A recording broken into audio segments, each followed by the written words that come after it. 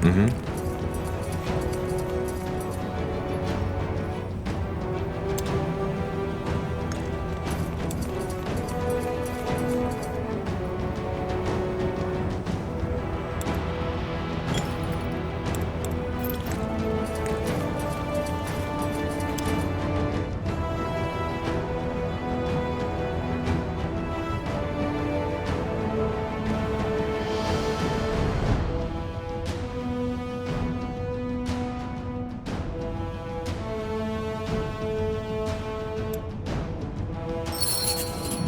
Blazes. Battle noises. They're already inside. They are. Come. Let's go get an overview. Got it. Helen's reigns. This doesn't look good. Tahar, you're awake. He is. And he has got some interesting stories to tell. But they'll have to wait. Where are Isgrim and Gore? I don't know. They weren't in the Nexus when the fight broke out. I'd say they've taken matters into their own hands. What are your orders, Tahar? This doesn't look good. We have to seal the entrances. If they breach through either one of them, we're done with. Then we need to split up. I'll get some of my men and make a stand in the southwest. Then I'll take over the northwest. That's the hardest one for them to reach, so chances are they still haven't made it. Then we'll help you. Good. And Tahar, if what that scout said is true, and House Utran is really part of this attack, don't harm her. I know my sister, and this does not make any sense at all. There must be a reason for all of this. I didn't even know Lady Utran is your sister. I don't blame you. Northander politics and family bonds are complicated, but yes, she is my sister. And since her husband, Lord Rickard Utran, died, she's the ruler of the Utran lands, which makes this development as dangerous as it's bizarre. The fact that House Leonida is supporting the Harbinger is bad enough. I'll do my best. Good luck, Angar. We'll come to your help once the other entrances are secured. Do that. Nihalth guide your sword, Tahar.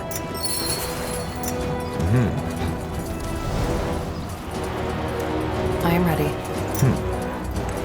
Understood.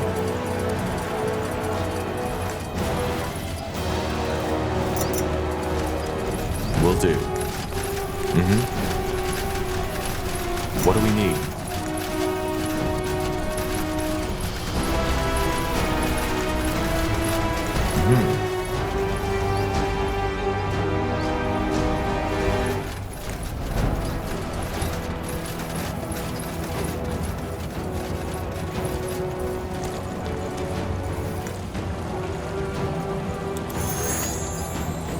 Corporal.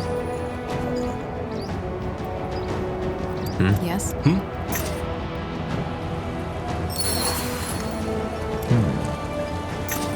Yes? Anything on your mind?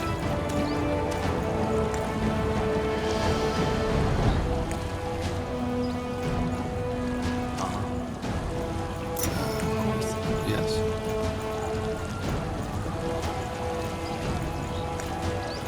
I'll do what's required.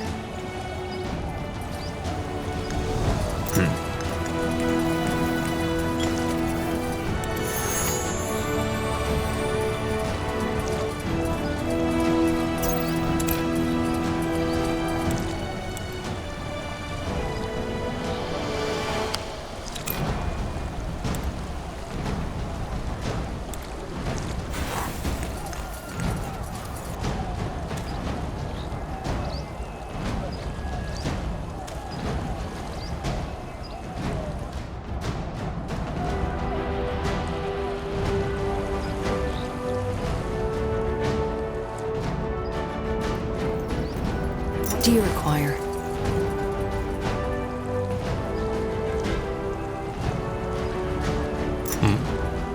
Yes?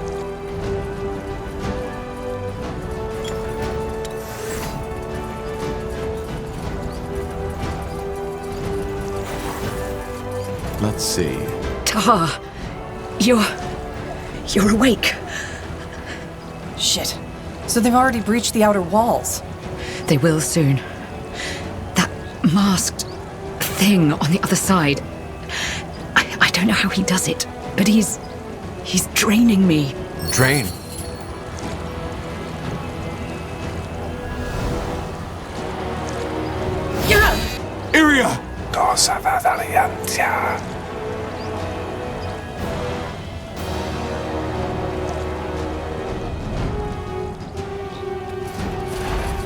Blazes, what kind of magic is that?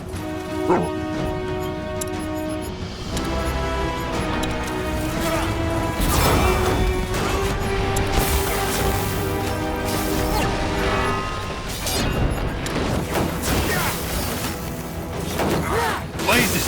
Help me, somebody!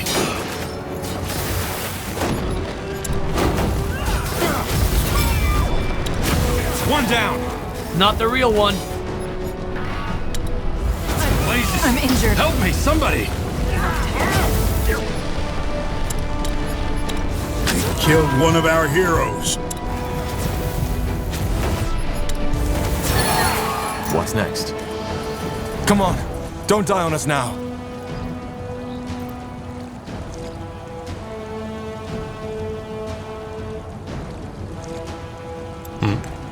Yes? Ellen's Raa'm's. What happened? The barrier gave up. Blazes. For someone who just came back from the dead, you're in good shape. Whatever your mother did to you, it seems to help. What about that masked fellow? Where is he? We've taken care of him, at least for now. Are you injured? No, just a scratch. Seems like Scryer Elion got the worst of it. Can you take care of her? We have to make sure the other entrances are safe. Yes. I'll get her to the Nexus as quick as possible. Be careful, Corporal. I have a feeling that masked priest wasn't Lycane's only ace up the sleeve. Probably not. Stay safe, Iria. What now? The southwest, the southeast, and the northeastern entrance are still undefended. Then we need to take care of them.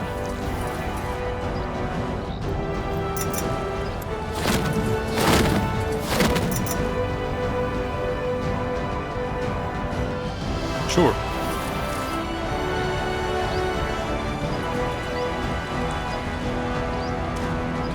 What's next?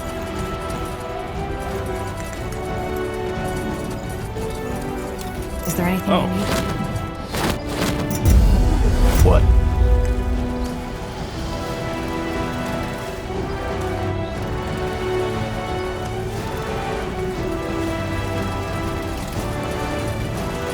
Well, As you want. I've said it before and I'll say it again. Stay where you are. These things aren't just here for bugger and blast. You just had to find out for yourself, didn't you? Interesting. What the...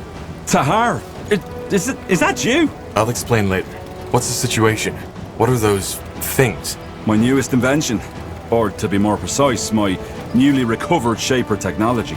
I call them, Death Towers. Death towers. Yeah. While you were asleep, I did some more research on how the Shapers use the Nexus to defend their city. This is the result, though they won't hold forever. And my gut tells me the Utrans are up to something, because I haven't seen Lady Moira yet. so it's true? House Utran is fighting for the purity? Yeah, and quite viciously so. In other words, your awakening couldn't be more timely. What do you suggest? Well, as you know, I'm not the best at tacticians, but from what I saw, the attacks are currently coordinated by 2 Utran commanders. If we stay here and make sure no one gets through, you could take out those commanders in the meantime. Got it.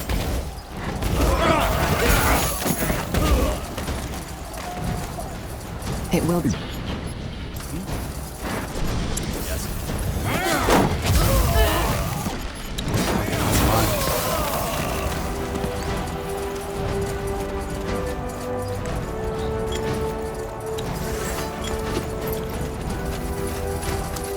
That way.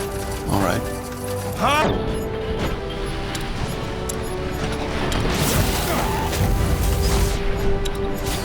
Wait! Help me! Good. Now let's find the other one.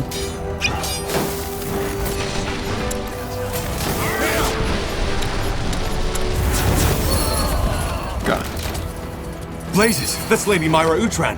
We need to help Iskrim. Will do. I understand. Understood.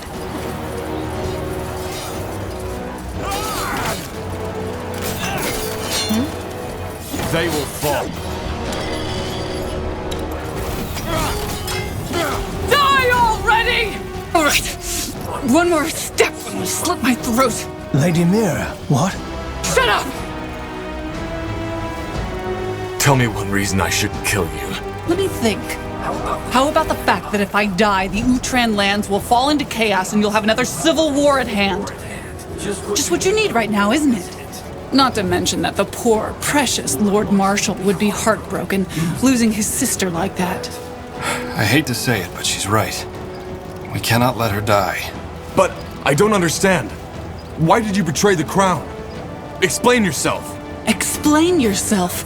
Oh, Tahar, you must understand the situation. You're not in a position to give orders. So here's what's gonna happen. You will let me walk away unharmed. You can have my soldiers, I don't care. But if you make only one wrong move, I will end this by slitting my throat. Lady Mira, what? You heard me. So, Tahar, what shall it be? You're bluffing. Try me. Fine. Get out of here. A man of reason. One more thing, though, before I leave. What? You will repent. All of you. Corporal. Niehauf's hammer. What was that? I have absolutely no idea. What the... Tahar? Is that you? I'll explain later. What's the situation? What are those... Yeah. What Good. Niehauf, guide your blade, friend. That is... Wait. About what happened to Myra? Yeah. But let's talk about that later. I think this entrance should be safe for now. The Death Towers will make sure of that. But what about the rest of the city? I'm on it. We'll meet at the Nexus when... If... This... Of course. Thank you again, Tahar. I'm glad you're back. There's still 2 entrances we haven't covered yet. Let's hope it's not.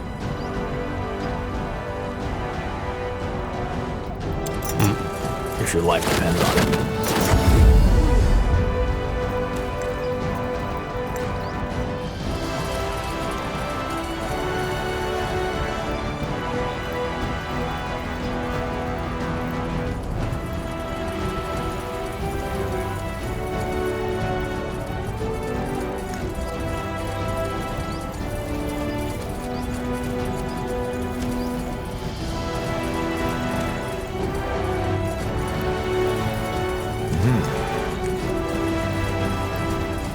Zarek's fangs. Tahar. Blazes, it is you. Last time I saw you, you were lying on that stone bed like a bloody corpse. That's about how I felt when I woke up. What's the situation? I don't see any Purity men around here. No, not Purity, but someone else. According to my scout, they're gathering their forces down that valley. My gut tells me they're waiting for reinforcements. If it's not the Purity, who are we dealing with?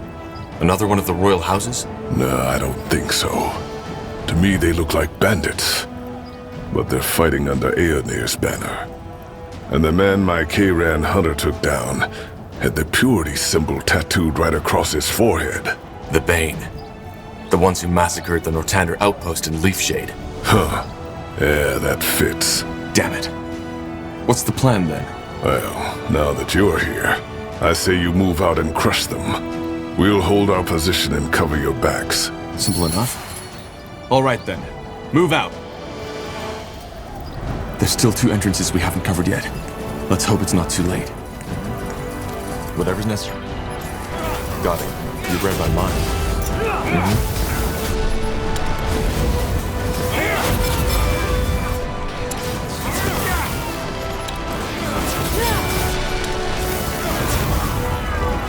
I am ready. Sure.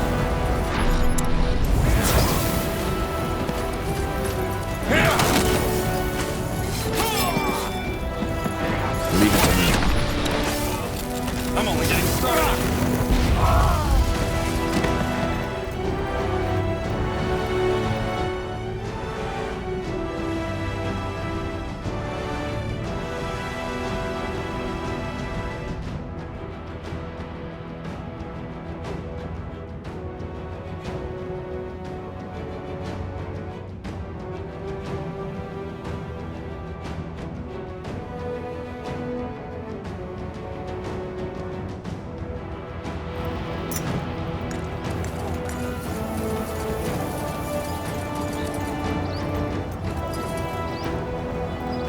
The fabled pariah. Interesting. I thought you were dead. Let's just get this over with, shall we? My words exactly.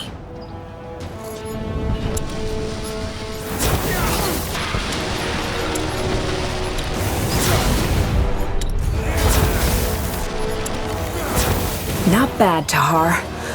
Not bad. Any last words? Yeah. Listen.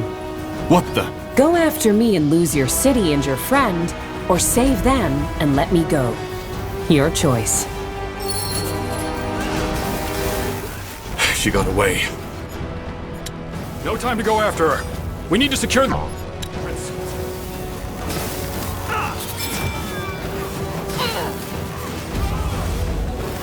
Anything on your mind? Yes?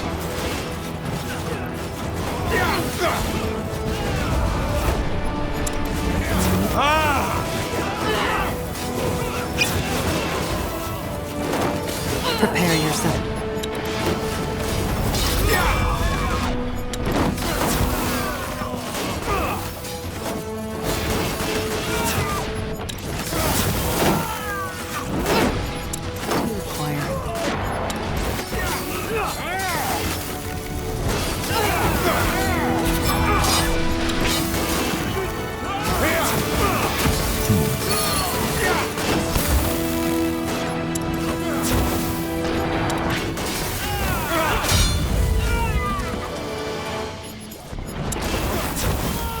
Understood.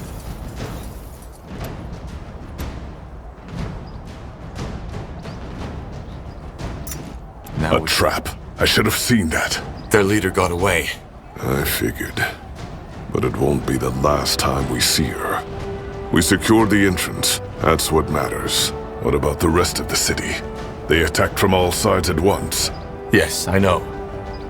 We'll take care of it. Just hold your position for now. Once all this is over, we'll meet at the Nexus. Understood. Don't die, Tahar. I'll do my best. Almost through.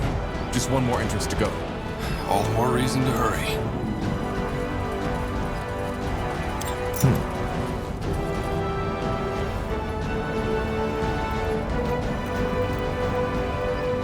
Yes.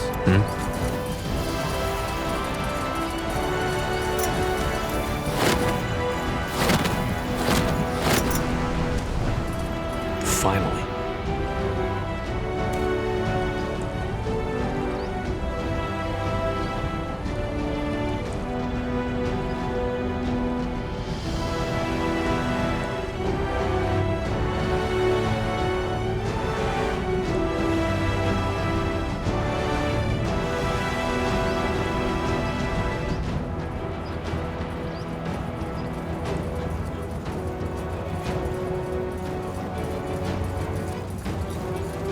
Are you deaf?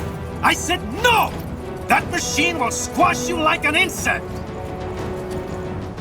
Interesting. You're here. Good. I assume that means the Northwest is secured. It is. How about you? Well, we managed to fend off their first attack. They aren't Purity, though. What then? Mercenaries. They don't have a banner, so they could be about anyone. Thing is, we put up a siege weapon of sorts right up that hill, which prevents us from retaliating. What kind of weapon? I don't know. It looks like some kind of catapult, but it seems to be magic-fueled and throws fireballs which cause massive damage. We're out of reach, but the moment we move against their camp, it'll decimate us within seconds. Whereas, if you attack the machine directly, the mercenaries themselves will fall into your backs. Or swarm right into the city, yes. We weren't enough to split up, but now we are. Good timing, in other words. So you want us to destroy that weapon? Yes. The moment it is down, we'll go for their strong point. Understood. Let's get this done. Got it.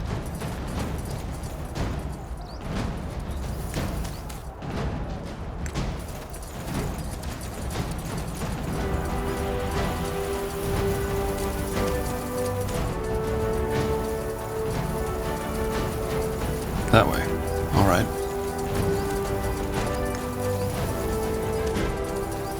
Fine. There it is. Take it down.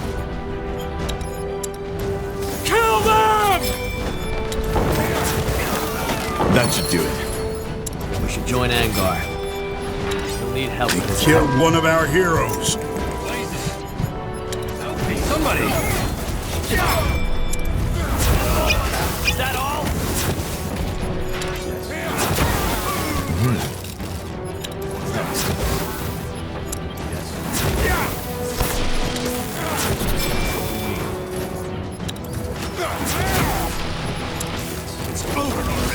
Blazes! Help me, somebody! Sure. Don't.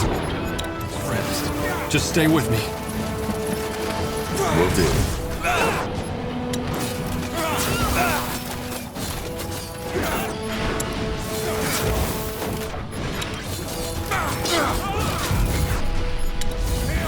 Over already.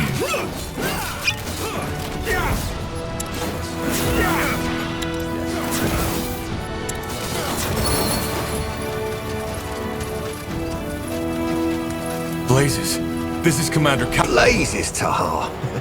Now I know why Lacane wants you dead. You really know how to fight. Why Catras? Why side with the Harbinger? Blazes, you do like your dramatic lines, don't you? Look, this isn't personal. Lacane and his fanatics took down my camp and gave me a choice.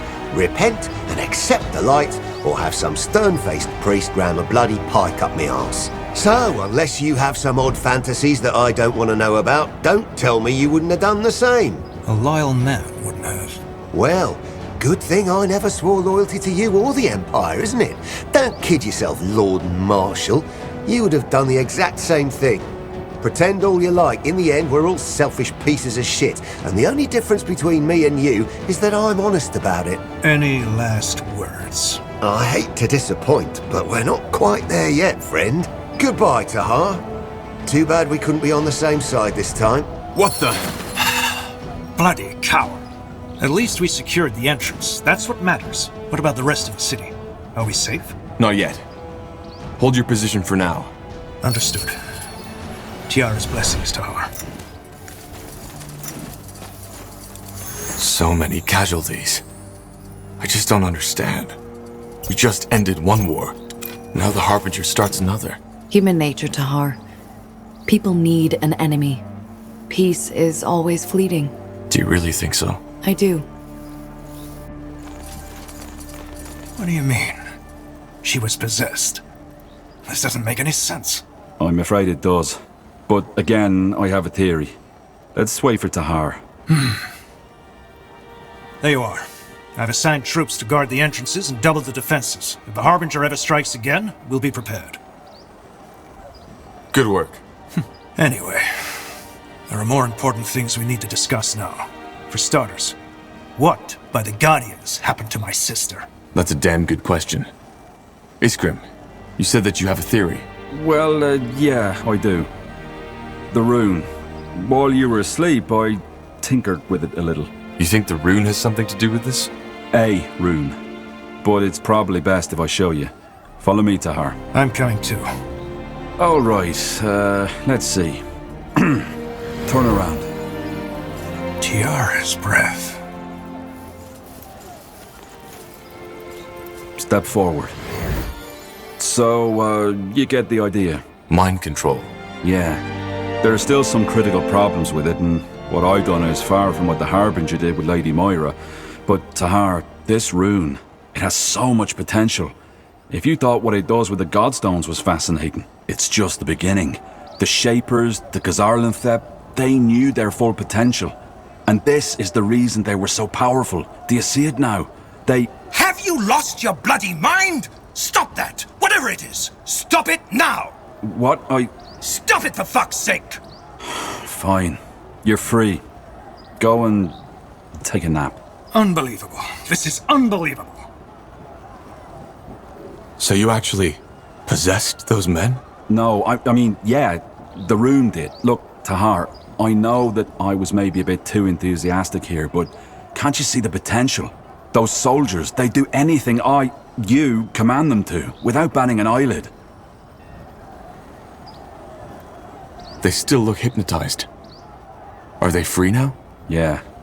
It may take a while to recover, but Tomorrow they won't remember anything. So it's not that bad. Who knows? Maybe they would have died in the fight if they hadn't been under my control. And do you think that the Harbinger controls Lady Myra, right? Yes, and in an extraordinarily powerful way, if I may say so. Huh. In other words, we need to find a way to break that possession. Right now, House Utran is under the Harbinger's control. Madness. This is madness. Whatever it is, let's tend to the wounded first. We'll discuss everything else in the Nexus. Yes. Let's do that.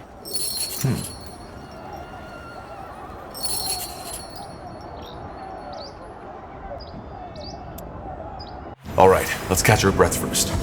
Angar, I'll talk to you when I'm ready to discuss the next steps. Good. I'll be waiting.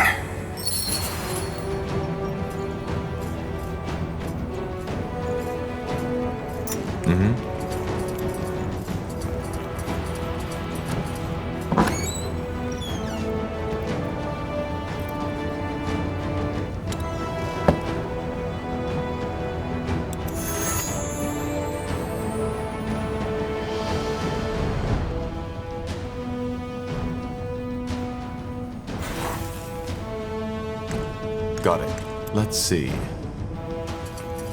Ah, Tahar. Never mind. Something on your mind? Well, maybe. Remember when you asked me about Raa'm, the other gifted shaman from my tribe? Yeah? What about it? I want to talk about it. I'm not supposed to, but I don't know. I trust you, Tahar, and I've kept silent about this for far too long. Zarek's fangs, this is so silly. I feel like a damn child. I'm not forcing you. Right. Where do I start? Before becoming a shaman, every disciple has to go through a trial. The Iron Trial, as it's called. I told you that I did most of my training in solitude, didn't I? That wasn't true. 5 years after I entered disciplehood, another orc was accepted by my elder. A female named Raa'm. She was 2 years younger than me. I thought only male orcs can be gifted. No. It's just that for female orcs, it's even rarer to have magic. Which is why there are close to no female shamans. How did you get along? Well, at first, I was a complete dick to her. I was jealous and feared for my position. However, she never took offense by it. She fired back at me when I got childish, but at the same time never lowered herself to my level. As the years went by, we became friends. And no, there was no courting or mating involved, if that's what you're thinking. She was more like a sister to me, and one who, unlike my true kin, understood me.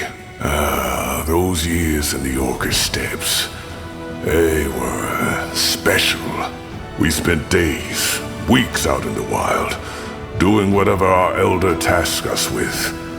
And though it was hard, there was beauty in that. We just had this connection between us, this trust. Sounds like friendship to me. Yeah, friendship. I never had a connection like that again, and I rarely talk about it. One time I did, the orc I told it to laughed right in my face. He thought it was ludicrous, a male spending time with a female who wasn't his mate. Stopped laughing when I broke his nose. But something happened, am I right? Yeah, the trial did. The sacred test every disciple has to take before he or she can become a shaman. Our elder sent us both at the same time, which was unusual. But of course I was relieved. There was plenty of talk about the Iron Trial, and I was scared. How did Raa'm feel about it? Same as I. Believe me, Tahar, only a fool would have entered into the trial with a smug smile on his face. We knew what was ahead of us. What did you know about the trial? Rumors. Shamans are forbidden to talk about it. but it was known that only half of those who take it return at all. So what happened? Zarek's fangs. I can't believe I'm telling you this. I'm breaking my oath. Don't do anything you'd regret later. I won't. We weren't told much about the trial. Only that we'd have to venture to a cave, far up in Barga Gore. They also didn't tell us how to get there. Only that Zarek would guide us. And he did. After a week of traveling, we found it. It was a strange place to Har. I saw that right from the beginning. The entrance looked like a mouth, the rocks surrounding it like the bones of an old forgotten beast, and the stalagmites like hundreds of teeth. But of course, we went in. We had to. What did you find? A giant hall.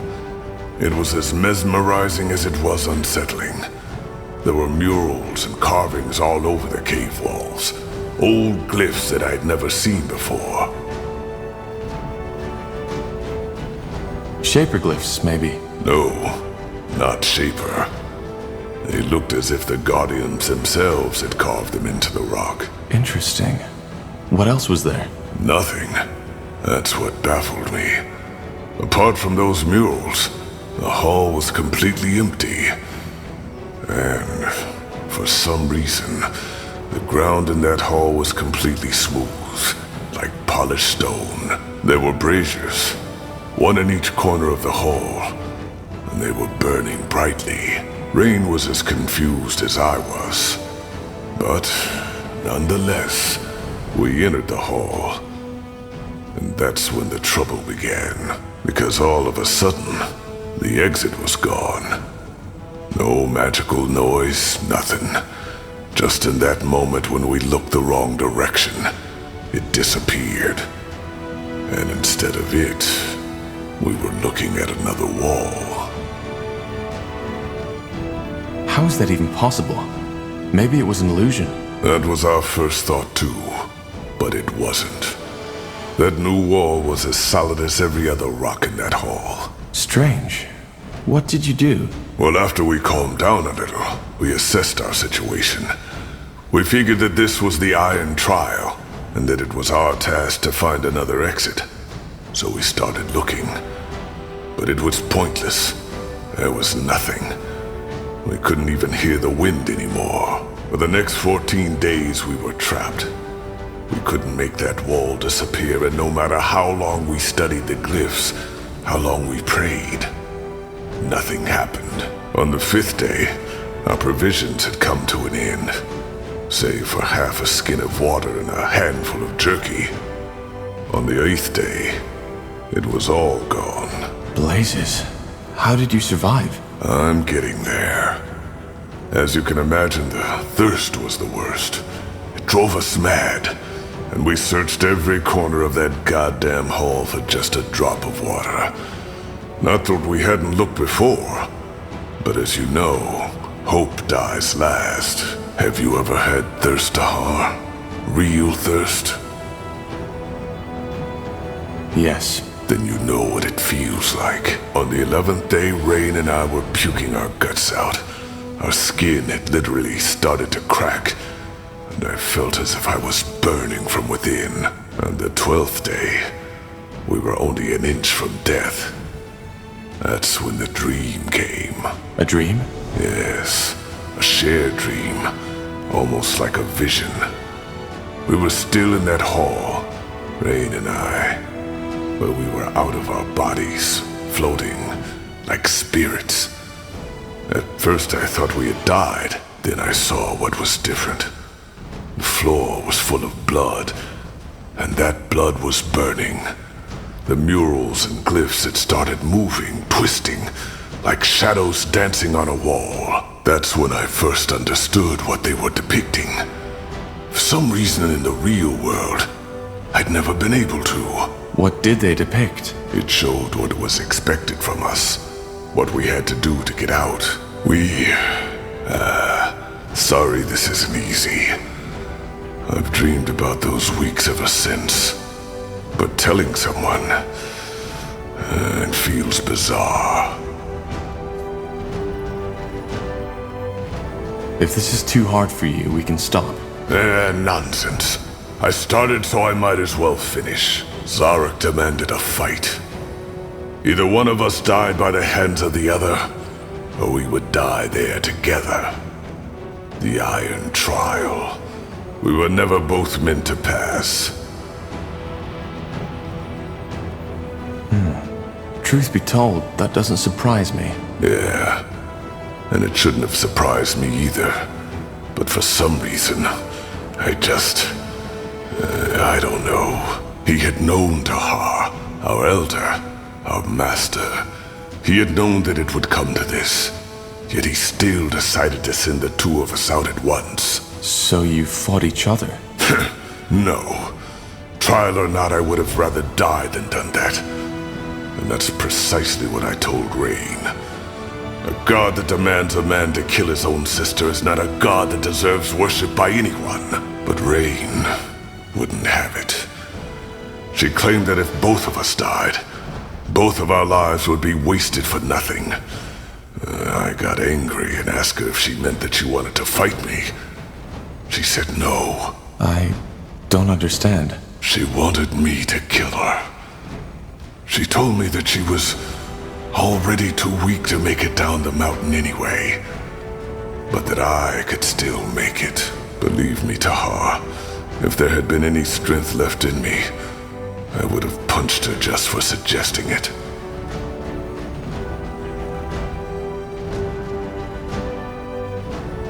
And yet, you're here. I am. I should have known before she even did it.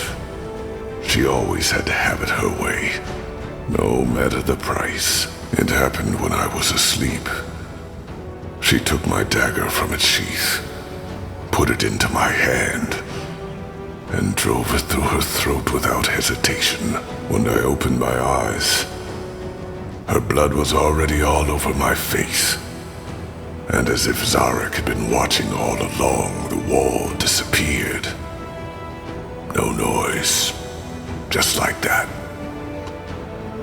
The wind was back, and it was raining outside. The first time in months. I like to think that she saw it before she died. Did you make the descent? I did.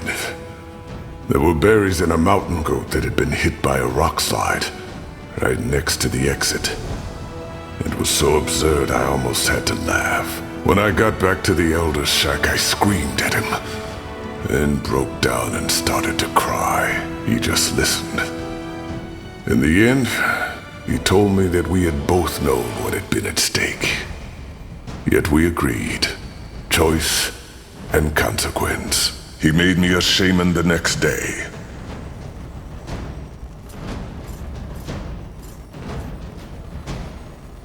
I see. There's one more thing. Remember when you asked me why I feel the way I do about our culture? Why I think we orcs should strive for more? It's Raa'm who made me realize that. Most orcs would have fought each other in that cave, to the death. But she didn't. Instead of submitting to her primal instincts, she made a sacrifice. One that I could have made too, if I hadn't been such a coward. Blazes, it feels strange to have told you all this. But, I don't regret it. Well, thanks for trusting me with this, Gore. Let me have some time for myself right now, all right? I need to think.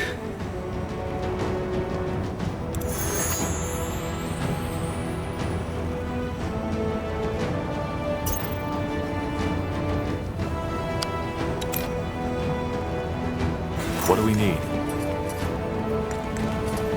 Yes?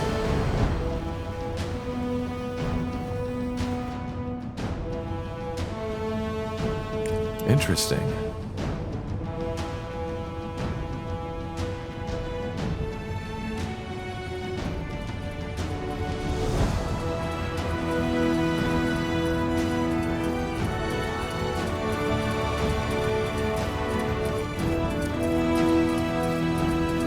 Ah, I was hoping you'd come by. That was quite the surprise visit, wasn't it? The Harbinger couldn't have picked a better time for his attack. I guess you could say that. How's your injury? That blast from the barrier looked quite painful. The blast? Oh yeah, sure. I'm as good as new. One of the perks of being a light mage. Tahar, I'm sorry. For everything. What do you mean? Well, what you discovered in that dungeon. I didn't see that coming, honestly. I mean, I'd always felt you were different, but an experiment of your father? I would have never guessed. And now that bastard Lacane took your mother. It's just... one tragedy follows another. Now I feel almost ridiculous thinking about my supposed problems.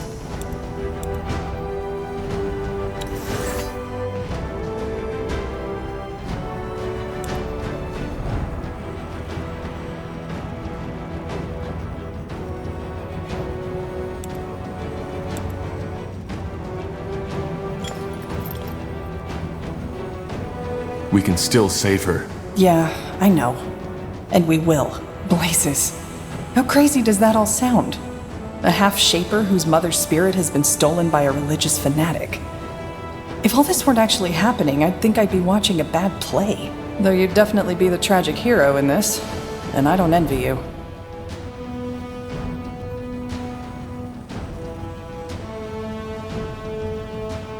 Problems are always subjective. I guess they are. Tell me, Tahar. If you had had the choice, would you have wanted to know? About your mother and how you were born?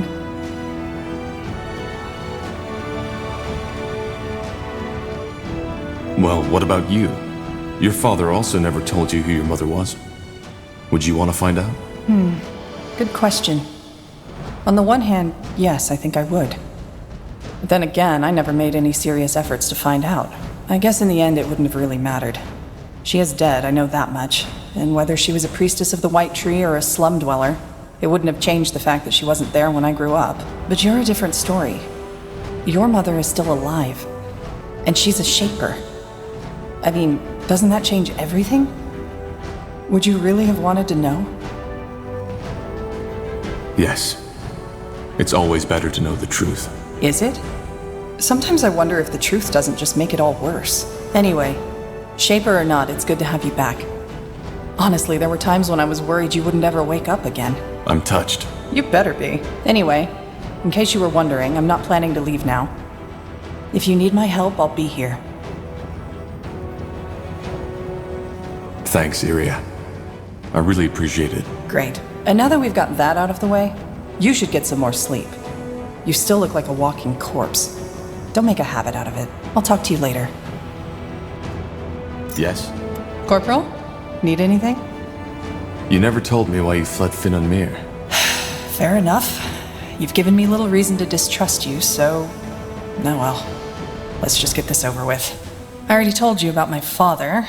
How to him I had always been more of an asset. Well, after my father died, I decided to become a novice. A novice?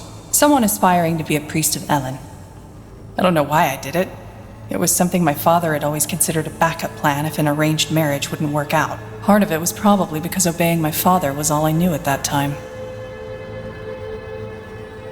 But something happened. Yes. In my first year, I fell in love. That crazy, hot-blooded, head-over-the-heels kind of love that the bards all sing about. The boy felt the same way, and for the next year it was, well, it was perfect. It was the two of us against the world. Maybe you know that feeling. And I guess your romance didn't end well. You guess right. But it was more than that. You know, I told you how I always felt estranged around other people. I knew how to put on a smile, how to make myself fit in, but it was always fake. Shallow. With him, it was different. Dramatic as it may sound, I thought I had finally found someone who understood me. Then there was the novitiate. Despite all the time I sunk into doing the crazy things lovers often do, I never failed as a student. Or, no, let's put it another way. I was the best, in every aspect. Which didn't sit well with some people. No. And eventually, they made sure I felt it. They excluded me from everything, stared at me when I walked by. It hurt, yes, but I convinced myself it didn't. I've always been good at that. Did it take a toll on your relationship with that boy? More than that. My lover's friends started manipulating him, telling him that I only saw him as my pet, that he was a failure, and that I only kept him around to feel good about myself. That's toxic. It was. And their seeds met fertile ground. You see, we novices all knew that only 4 out of 20 will be granted priesthood at the end of our training, and being a failed novice leaves you with a mark you'll keep for the rest of your life. It all looked peaceful on the surface, but beneath that it was an arena. And these other novices, they made sure my friend became aware of that fact. To him, I started being a rival as well. And do you want to know the biggest joke of it all? I didn't see it. The idea that, I don't know, that he would listen to them. That he would ever reach a point where he'd put what we had below his hurt pride and his fears. It never crossed my mind. So what happened? Well, he knew I was curious by nature, so one night when we were in bed together, he suddenly asked me if I wanted to go on an adventure. Of course I said yes. So we snuck out into the cloister's courtyard. It was beautiful. The night was cloudless, and the old oak, our cloister's shrine, had just begun to bloom. We made our way to the library building, but of course the door was locked. Out of nowhere, he pulled a key. It was insane. As you can imagine, priests aren't known for being lenient towards these kinds of trespassings. We were risking our novitiate, and I didn't even know the reason, but I liked it. And we were doing it together, weren't we? It was exciting. He took my hand and we went to the High Priestess's office.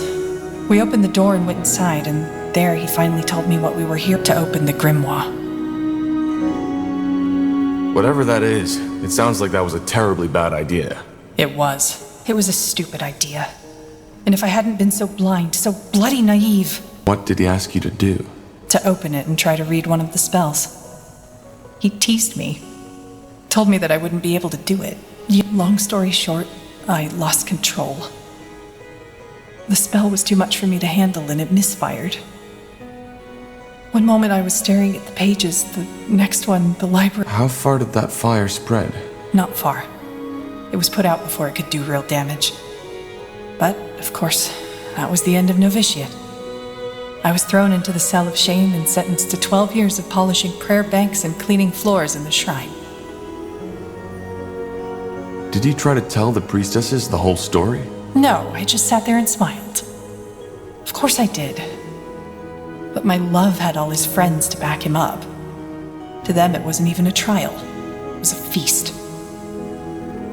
Your lover, did he regret it? I think so. The only bloody gratification I ever got from this. But even if he would have confessed and begged me to take him back, I couldn't have. All that connection, that trust, it was gone. Worse, it was tainted. But you never did polish those prayer banks, am I right? No. In the night after the trial, they still let me sleep in my chamber. Thoughtlessness, I suppose, or maybe they simply didn't care. I got my things, left, and never came back. So, here it is, the whole truth. No dark secrets, no assassinations, no necromantic rituals. Just a plain old broken heart. Compared with all that shit you had to go through, it almost sounds ludicrous. It doesn't. Being betrayed by someone you trust often hits the hardest. Yeah, I guess. It's just, I don't get it. How could he give all that up? I mean, there was something between us, you know? Something rare, something precious. But no, he threw it all away for his fucking vanity. But in a way, it's just a continuation of what I've always known. Wherever I am, I'm a stranger. People don't like me, and I don't like them. For what it's worth, I'm glad our paths crossed. Yeah, me too, Corporal. Me too. I'd like some space now. I hope you don't mind. Let's talk later.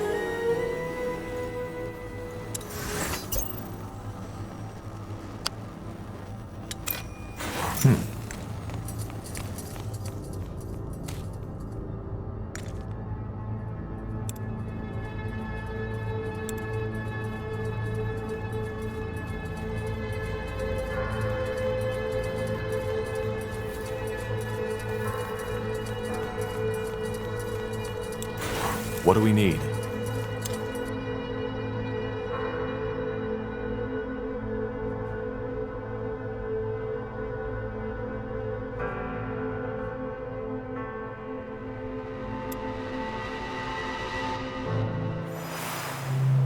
Understood.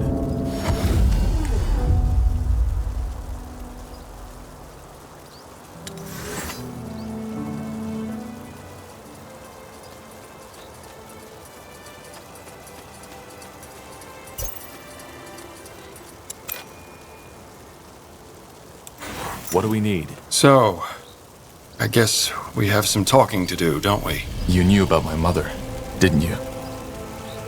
That's what you hinted at back at the forge, before we set out to the Eye. Well, the answer is yes and no. I had suspicions, let us call it that, but they weren't enough to go on, and I had no idea your mother was connected to the Bloodburn.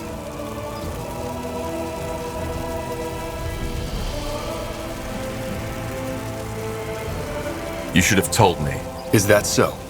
And exactly what should I have told you? That I believe you might be the result of your father's experiments? That you're the offspring of some long-dead, forgotten race? Tell me, Tahar, what for? I mean, at best, you wouldn't have believed me. And at worst, it would have cost you your sanity. So no, I don't think I should have told you. I didn't know if these suspicions had any substance at all. And I would have been at great risk, especially back then when you were still part of the rebellion. Where did these suspicions come from? Did my father tell you? No. And he never found out that I knew. Your father... I don't need to tell you how meticulous he was, do I? That's why he always kept notes of his experiments and studies. I found one, a notebook. The story's actually quite simple. Your father had gone out to meet with Aeolot Iskander, and had tasked me with cleaning up his laboratory. Really? He never let me into his laboratory. I know. And he wasn't exactly trustworthy towards me, neither. But you know Asamo. His mood was never what you'd call stable. One day, he'd think the entire rebellion had schemed against him. The next day, he told us that we'd change the world. It was part of his charisma, I guess. Sometimes I think the reason why the Mage Rebellion became so big was less of Asamo's magical powers, rather than his ability to create emotions, his fault. So I had found this small booklet on his table. It didn't look important in any way, yet... What was in there? His experiments in the Eye. The ancient woman, as he called her. Your creation, these waxwork figures which he tried to infuse with life. It was disturbing. And at the same time... So, why did he, well, create me? My mother said it was to gain access to the Archfire. Yes, I think that was the main reason. Though I couldn't help but notice a certain, I don't know, warmth in his words when he described his plans. Was there? I know it sounds cynical, Tahar, but yes, there was. Still, I don't think you were just a tool to him. You weren't. Tell me, Tahar, knowing all that, how does it make you feel?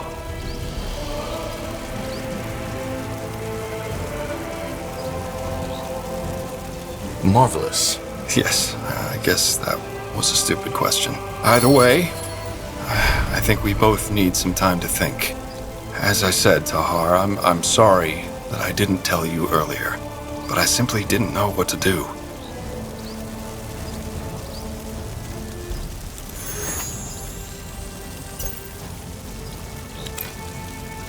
What's next?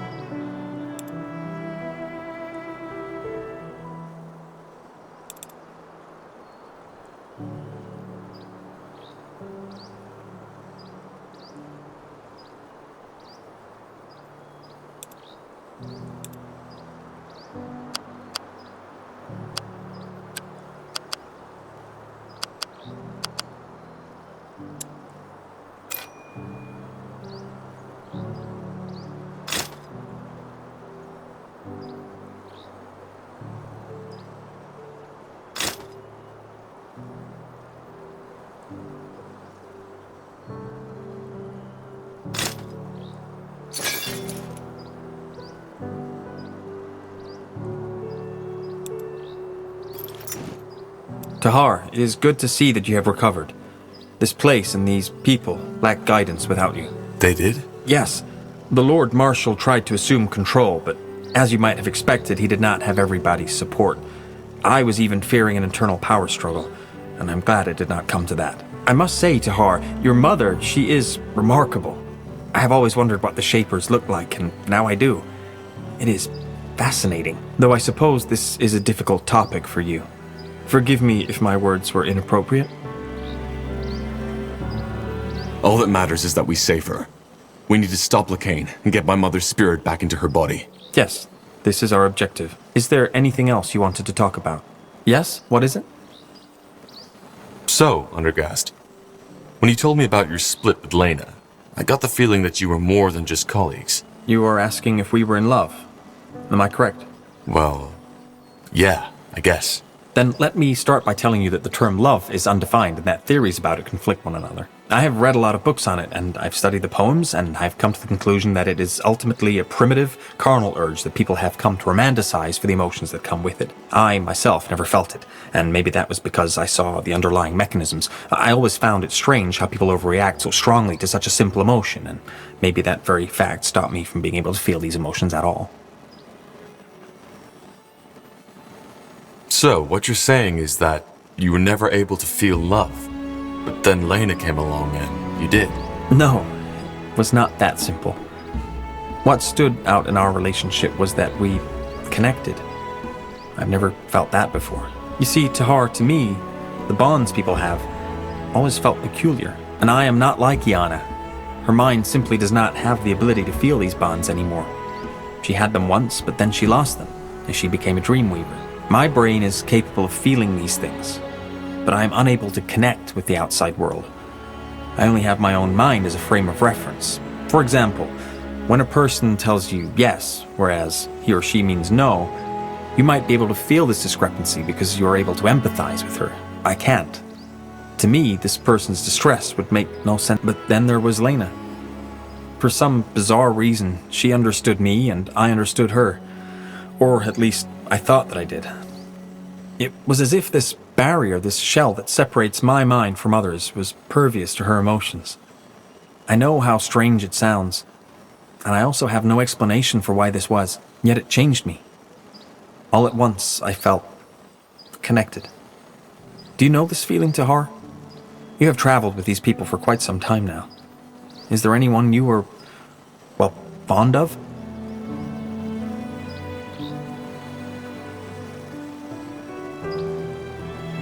Well, yes, there is. I see.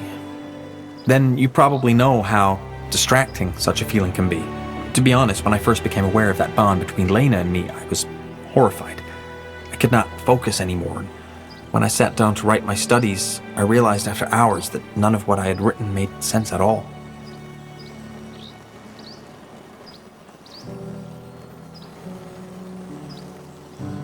Am I right to assume that your relationship ended with your disagreement over the Creators Guild abandoning its neutrality? No, you misunderstand. We never had a relationship. Although the feelings were mutual and we, well, acted on them, we never felt the need to bind ourselves to some close-minded societal construct. But yes, you are correct. It was the disagreement that broke our bond. Quietly, she left and never returned again. How do you feel about this? That is a good question. I still think about her, almost every day. But the more time passes, the more this entire episode starts to feel like a vague, distant dream, the way an elder must feel about youth. I do not know how I would feel if I ever saw her again. I can imagine. Well, thank you for trusting me with this, Undergast. You have nothing to thank me for. If this conversation helped you get a better picture of me, I'm glad we had it. But there is one more thing I would like to ask you, Tahar. Tell me. Do you have regrets? Do you ever feel as if you could and should have acted differently than you did act? Everybody has regrets. That seems like a deliberately vague answer. It could indicate that you do have regrets, but it could also indicate that you do not have them. But you see, I've never told you this, but I find your resilience to be remarkable. How so? Well, it is no secret that you have endured a lot of pain, especially your early childhood must have made a mark on your psyche. But still, you did not give up. Well, it wasn't always easy. Of course not. Either way, I think we have spent enough time talking. We should get back to the tasks at hand. We should. So long, Undergast. Yes? What is it? Goodbye.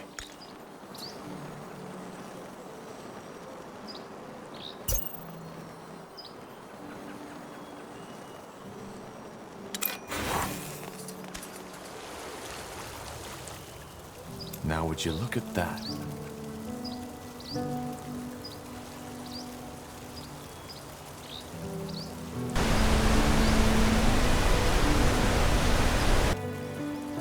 Interesting.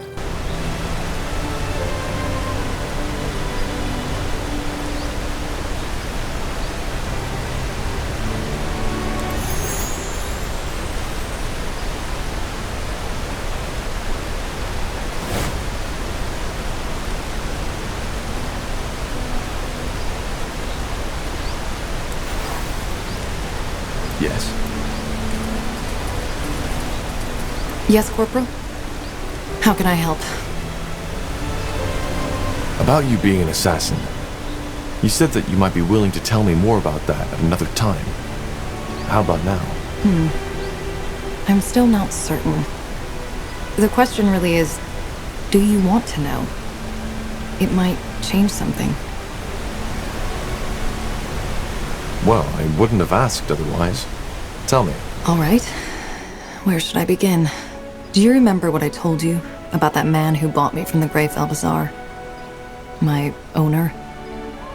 I also told you that after an incident, he discovered my talents and made me an assassin. I remember. But what does that have to do with your morality? It's complicated.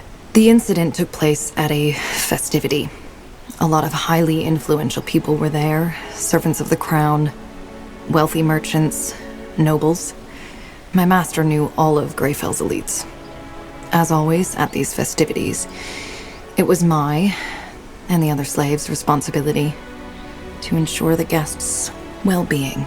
It must have been close to midnight when a man took me into his chambers. I'd learned to play along years ago because resisting only made it worse. This time, however, was different. For some reason, that man wanted me to tell him that I loved him. I did, but he kept on telling me that I should say it like I really mean it. When I couldn't, he got angrier and angrier and started choking me. I had almost lost consciousness when I felt something break. I don't know how else to put it. It was as if my mind simply cracked open, like a crystal ball smashed against a mirror. And all of a sudden, that man and I weren't separate entities anymore. I don't follow. My magic, my dreamweavery, that's when it broke free. You probably don't know this, but the only way to become a dreamweaver is by shattering your mind. You are opening yourself to the thoughts and emotions of others, but you lose your own. Wait, Dreamweavers don't feel and think? No, we do. But it's differently than normal people. Me.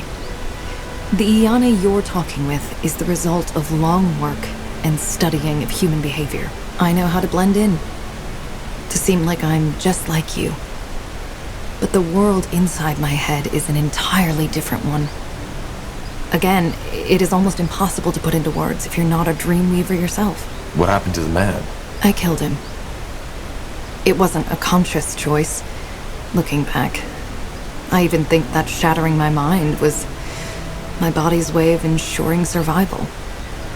I closed my eyes, reached out for the man's mind, and just crushed it. The man gasped, lost balance, and fell right off the bed.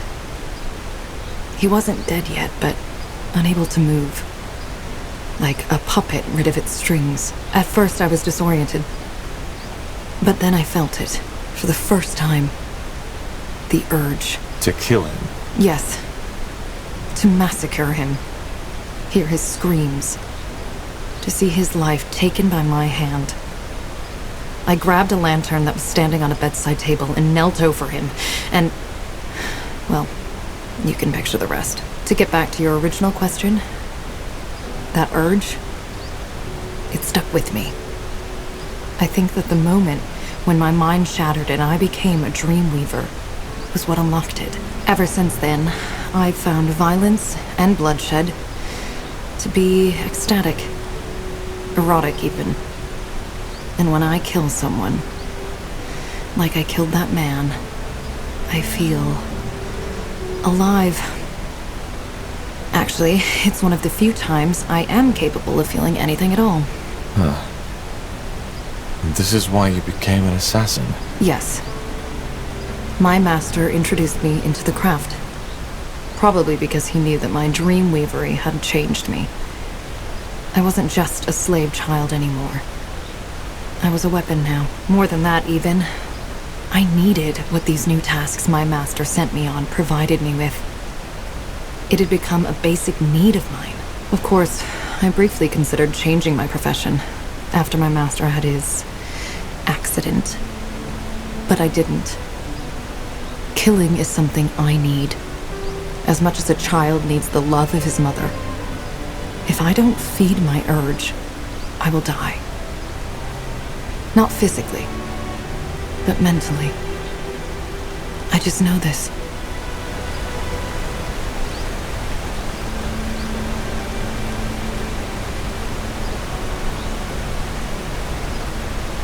That's a lot to take in. I know. Now tell me, Tahar. Do you regret asking me this question? Knowing all this, do you think I'm a monster? You're not. Really?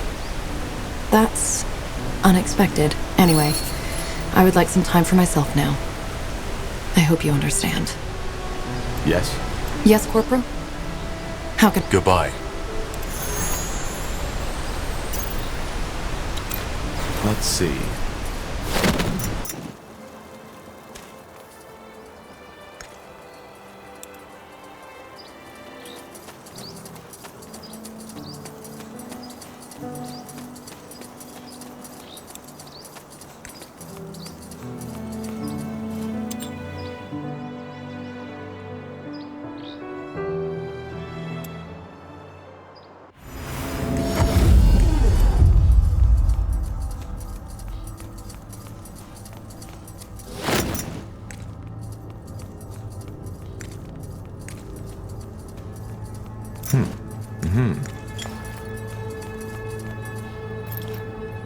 Interesting. Tahar, ready to discuss the next steps? There's just one thing I still can't wrap my head around. How did Lacane become so powerful? How could he rally so many people behind him? The big question, isn't it? In the end, I think it boils down to the fact that he poured salt into the wounds the Mage Wars had left in Northander. You see, it's not hard to rally people behind you if they are desperate enough. He just gave them a simple answer to a complex question. And the people believed him. Though I don't consider him a pragmatist, he really believes in what he says, that Aeonia will return once mankind has repented. Which worries me even more. There's nothing more dangerous than fanaticism fueled by magical power. Your father is the best example.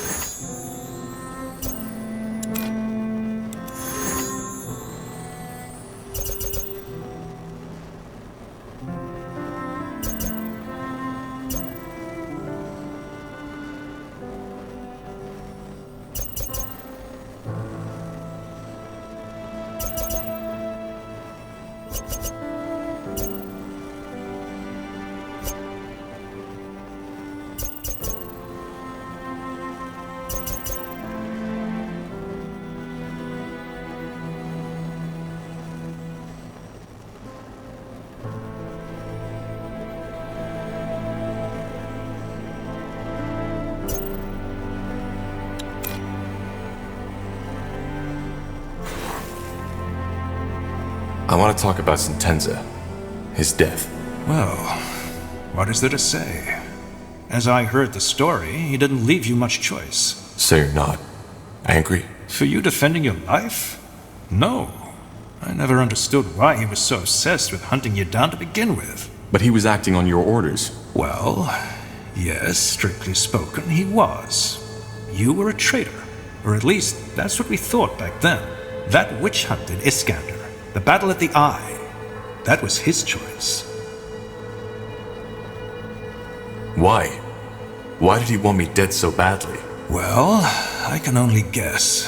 But to me, it seemed as if he felt as if you had, I don't know, betrayed him. He always spoke highly of you. Did you know that? At times, it almost felt as if he considered you his own kin. I thought so. You see, Tahar, in the end, both he and I are men born from war. Seeing people die at your command, hearing the widows and the orphans cry as a result of your choices, it changes you. You need to find a way to deal with it, and Sentenza did so by shutting off his emotions entirely. Or at least to the outside. But in the end, he always did what he thought was best for Nortander. He saw the Harbinger's true face, even before he revealed it. And I brushed it off as his usual distrust towards anyone, which was, as you know, a fatal mistake. And who knows, maybe if I had listened, it would never have come to this. Without the Harbinger, I'd be dead. That's true. But this discussion isn't leading us anywhere, Tahar. You didn't tell me yet. How exactly did you get here? Weren't you in Greyfell when the Harbinger took over? No, I wasn't. Otherwise, I wouldn't be standing here. But we were on our way back the night it happened. As you can imagine, it was a hard choice to make. But eventually, I left my pride behind and realized attacking Greykeep with the little division I was traveling with would have been suicide. So you fled? We retreated. The rest is simple. We went to Iskander because we had heard the rumors about your army. There we met one of your scouts, and then the elven woman, Iria of Finon Mir. Oh, she decided to let you in? Correct. You know the rest. Your people were a bit distrustful at first, and I don't blame them. After all, they'd been fighting the Royal Army not too long ago. But eventually, they realized that we were on the same side. I hope that we are. We are. Trust me. All right, let's discuss what comes next. I'll go get the others. Good. Good. Now that you're all here, I'd like to plan how we proceed. As... Tahar, I think you should allow yourself some more rest. You were in a coma for more than a month, and we still don't know what that melding actually did to you. Isn't it obvious? It made him more powerful. Yeah, but where does that power come from? What effect does it have on the human body or the psyche? We don't know. I'm all right, Iskrim. Just trust me. Fine. Then go on. Thank you. So, our objective is clear. We need to defeat the Purity of Light and save my mother. Angar, am I right to assume that Lacane made Greykeep his new base of operations? Correct. It's the center of his power, which is both good and bad. It's bad because Greyfell was built to withstand any kind of ambush. And why is it good? Because it also means if we succeed and reconquer Greyfell, we'll cut off the snake's head. Once we kill Lacane, the Purity will fall. However, there's no point in fooling ourselves. That battle for Greyfell will be bloody, and if we want to have even the slightest chance of winning, we need to join the remaining houses. Ultran, Hallet, and Wulfgar. Yes. If we put this army together with theirs, we might stand a chance. Also, you should see if you can strengthen the alliances you already have, Tahar. I have a plan regarding that, so we can talk further once this meeting has been concluded. So do I. All right. So where do we start? It's up to you. But before we can even think about arranging a conclave between the houses, we need to break that spell the Harbinger put on my sister Myra.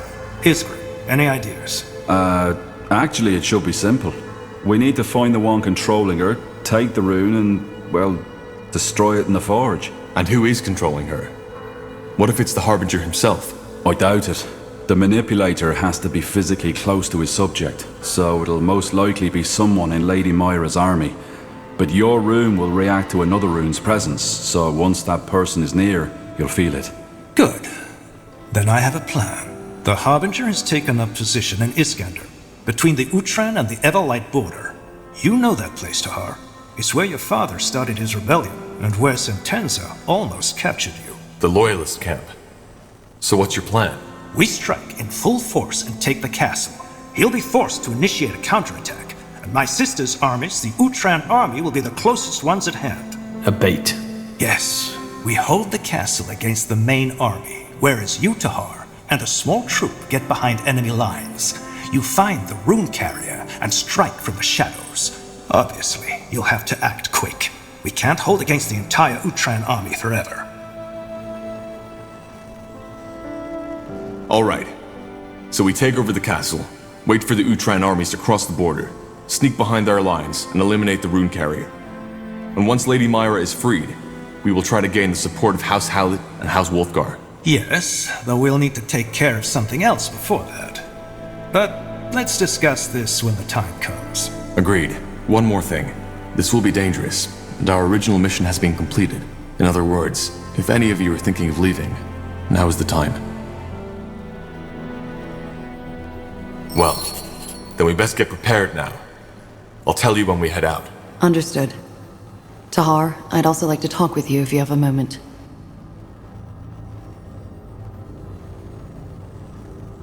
Corporal Tahar.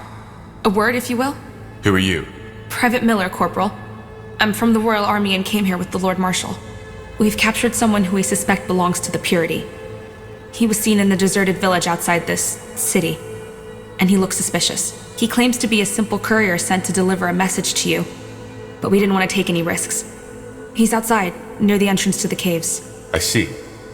Thank you, soldier. Dismissed. Corporal?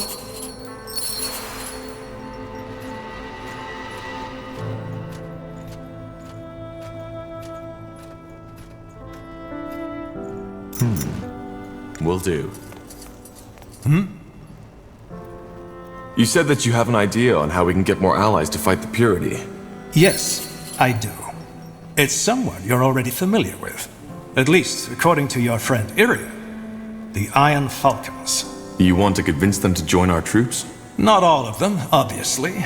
The Field Dog are an even greater threat than the Purity, even if most people nowadays have almost forgotten about them. What I suggest is that we strike a bargain with them. They give us a small division of their elite keepers, and we provide them with twice the amount of footmen and maybe engineers to make up for it. Engineers and infantry for a handful of knights. Is that really worth it? It is. The Falcons aren't only excellent fighters. Their presence will also inspire our soldiers. They're living legends. All right. It's worth a try. When do we set out? Whenever you want. Thanks to these Godstones, it won't take us long to get there, so I'm not expecting this mission to cost us more than a day, 2 at most. We should probably take some troops with us. Fair enough. I'll let you know when we go. Good. You said you know where we can find more allies. Yes I do. I'll make it short. The Ash Reavers have invaded the foot of Barga Gor. If we defeat them and their leader, like we defeated... So, we head back to Barga Gor. Well, yeah. Except for one thing. Kagan, the Ash Reavers chieftain. I think this invasion is about... Why? No. Do you remember the story of... Yeah, I do. Yeah, to get to the point. Kagan is Rain's true brother. I see. It must be. Bloodthirsty as the Ash Reavers are, there is no reason for them to start a war with the Fire Wielders, especially now that we unify them. In other words, we need to stop him, and as fast as possible. According to one of my sources, the Purity is also planning to start... So what's the... If all that I... All right. Yes, Chieftain Czar already left before you woke up to get an idea of the situation. I know time is sparse, but we should leave as soon as possible. And thank you, Tahar. I appreciate it.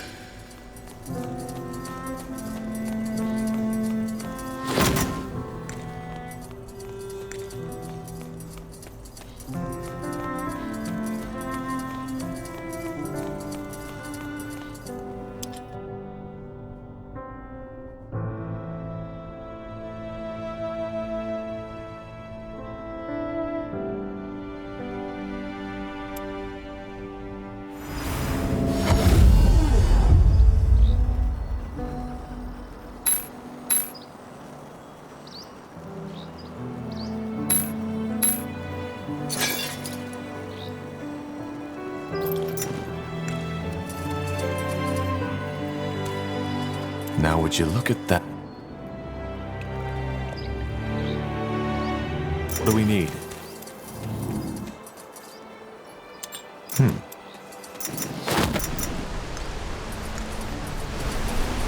Ah, Tahar. Good of you to come by. Sure. You wanted to talk? Yes. I'll be brief. While you were asleep, an elven messenger came by. Varden Merilith, one of the Moorhere scryers from Leafshade, sent him. Merilith? Only that he needed your help.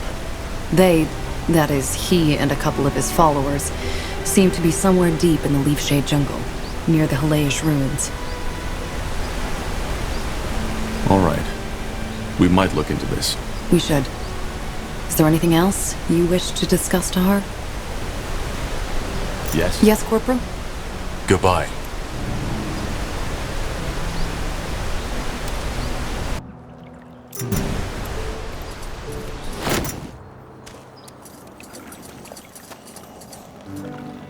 Yes? Oh, great. Another one. How often do you want me to tell you? I'm not a spy, and I'm not with Purity. Wait! You're their leader, aren't you? Corporal Tahar! Yes? Well, then maybe you can tell these fools to let me go. Blazes, I knew it was stupid to take that job. Cut the crap. I can tell a spy when I see one. What? No! I'm not! Tiara's breath, if I were a spy, would I really have been walking around in front of your front door like that? I didn't know who you were, and I didn't know you're an enemy of the Purity. I'm just a courier, and someone paid me to deliver a message to a Corporal Tahar. I had no idea it was the Corporal Tahar, and had I known, I would have told that guy who gave me the job to sod off. Can I see this message? Oh, finally, someone who asks. Yes, it's in my coat pocket, and no, there's no poison in there to kill you. Let me see. A meeting in Everlight. From a friend. A friend, you see? Can I go now? Yes. Go. Thank you, Corporal. Thank you. Now, don't get me wrong, but I want to get out of here as soon as possible. Do you think your guards will let me through? They will. Stay safe. I'll try.